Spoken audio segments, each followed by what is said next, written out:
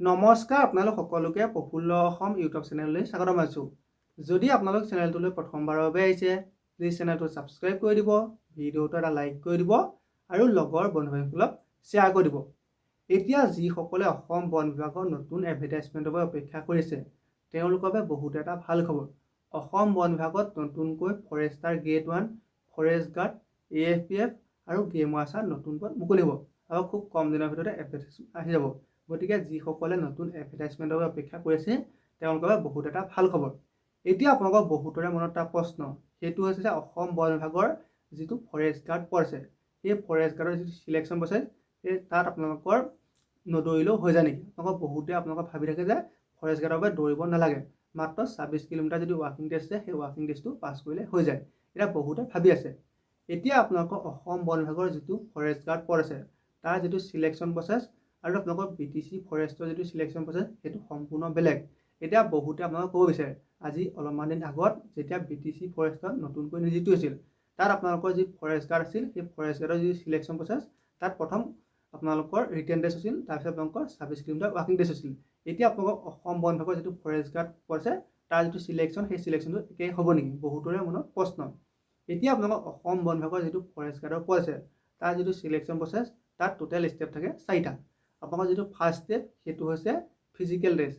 Physical টেষ্টত আপোনালোকৰ 2টা ইভেণ্ট থাকে, ৰানিং আৰু লং জাম্প।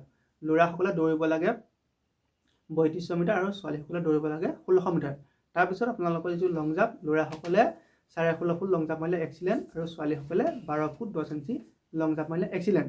আপোনালোকৰ এই যিটো লং জাম্প হওক নাইবা যিটো ৰানিং হওক, সেইটো আপোনালোকৰ অসম আৰক্ষীৰ যিটো ইউ বি গোটেই ছেইম হয়। আপোনালোকৰ ৰানিঙৰ যিটো টাইম, আপোনালোকৰ ল'ৰাসকলে 3200 মিটাৰ যদি 14 মিনিটৰ ভিতৰত দৌৰিব পাৰে, তেন্তে চিম্পুল পাছ কৰে। বা আপোনালোকৰ ছোৱালীসকলে যদি 1600 মিটাৰ 8 মিনিটৰ ভিতৰত দৌৰিব পাৰে, তেন্তে চিম্পুল পাছ কৰে। তাৰপিছত আপোনালোকৰ যিটো ছেকেণ্ড ষ্টেপ, সেইটো হৈছে আপোনালোকৰ ৰিটেন টেষ্ট। ৰিটেন টেষ্টটো আপোনালোকৰ 100টা মাল্টিপল চইচ কুৱেশ্যন আহে। প্ৰতিটো কুৱেশ্যনৰ হাফ মাৰ্কে টোটেল আপোনালোকৰ কুৱেশ্যন হ'ব 100 আৰু টোটেল মাৰ্ক হ'ব 50। আপোনালোকৰ যিটো পৰীক্ষা হয়, পৰীক্ষাটো আপোনালোকৰ কম্বাইনকৈ পাতে। আপোনালোকৰ AFPF, ফৰেষ্ট গাৰ্ড, তাৰপিছত আপোনালোকৰ যোৱাবাৰ যেতিয়া পাতিছিল, তেতিয়া আপোনালোকৰ যিটো এক্সাইজ কনিষ্টেবল হওক নাইবা আপোনালোকৰ যিখিনি আপোনালোকৰ জেল অৰ্ডাৰ পদ আছিলে, আপোনালোক গোটেইখিনি কম্বাইনকৈ পাইছিল। গতিকে আপোনালোকৰ যিটো পৰীক্ষা হয়, পৰীক্ষাটো অকল ফৰেষ্ট ৰিলেটেড কুৱেশ্যন নাহে। আপোনালোকৰ অসম আৰক্ষীৰ যেনেকৈ ABUB যিটো পৰীক্ষা হয়, বা আপোনালোকৰ ধৰি লওক ADRE যিটো থাৰ্ড গ্ৰেডৰ পৰীক্ষা হয়, তেনেকুৱা আপোনালোকৰ কুৱেশ্যনসমূহ আহে। গতিকে আপোনালোকে ফৰেষ্টৰ পৰীক্ষা হ'লে আপোনালোকে অকল ফৰেষ্ট ৰিলেটেড কুৱেশ্যনসমূহ পঢ়িব নালাগে, আপোনালোকে সকলোখিনি পঢ়িব লাগিব। আপোনালোকৰ GK, মেথছ, ৰিজনিং, তাৰপিছত আপোনালোকৰ ইংলিছ, আপোনালোকৰ সেই গোটেইখিনি প্ৰশ্ন আহিব। যদিহে আপোনালোকৰ যিটো ৰিটেন টেষ্ট, ৰিটেন টেষ্টত কোনটো পাৰ্টৰ পৰা কিমানটাকৈ কুৱেশ্যন আহে, ধৰি লওক আপোনালোকৰ ইংলিছৰ কিমানটা কুৱেশ্যন আহিব বা মেথছৰ কিমানটা কুৱেশ্যন আহিব, যদি আপোনালোকে জানিব বিচাৰে, তেন্তে কমেণ্ট বক্সত কমেণ্ট কৰিব নাইবা মোক পাৰ্চনেলি ইনষ্টাগ্ৰামত মেছেজ কৰিব, মই আপোনালোকক জনাই দিম। তাৰপিছত আপোনালোকৰ যিটো 3 নম্বৰ ষ্টেপ, সেইটো হৈছে আপোনালোকৰ ৱাকিং টেষ্ট। ৱাকিং টেষ্টত কোনো ধৰণৰ মাৰ্ক নাথাকে, জাষ্ট আপুনি কোৱালিফাই কৰিব লাগে। ল'ৰাসকলে 4 ঘণ্টাত 26 কিলোমিটাৰ আৰু ছোৱালীসকলে 4 ঘণ্টাত 16 কিলোমিটাৰ খোজকাঢ়ি কমপ্লিট কৰিব লাগে। তাৰপিছত একেবাৰে যিটো লাষ্ট ষ্টেপ, সেইটো হৈছে অৰেল বা ভাইভা টেষ্ট। অৰেল বা ভাইভা টেষ্টত থাকে 5 মাৰ্ক। এতিয়া আপোনালোকৰ ফৰেষ্ট গাৰ্ডৰ যিটো চিলেকশ্যন প্ৰচেছ, তাত টোটেল মাৰ্ক থাকে 100। আপোনালোকৰ ফিজিকেল টেষ্টত থাকে 40 মাৰ্ক, তাৰে আপোনালোকৰ ৰানিঙত থাকে 20 আৰু লং জাম্পত থাকে 20।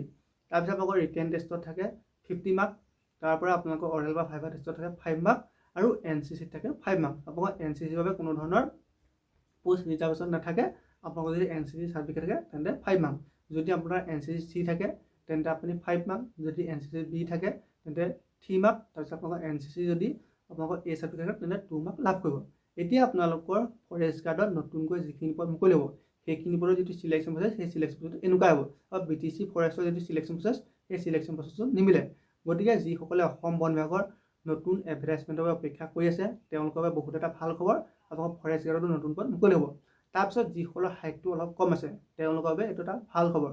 কাৰণ আপোনালোকৰ অসম বন বিভাগৰ যিটো ফৰেষ্ট গাৰ্ডৰ পদ আছে, তাত হাইটটো কম হ'লেও আপোনালোকে ইণ্টাৰভিউ দিব পাৰে। আপোনালোকৰ ফৰেষ্ট গাৰ্ডৰ যিটো হাইট, সেই হাইটটো অসমতকৈও কম লাগে। তাৰপিছত আপোনালোকৰ যিসকলৰ বয়স বেছি হৈছে, তেওঁলোকে আপোনালোকে এপ্লাই কৰিব পাৰিব ফৰেষ্ট গাৰ্ডত।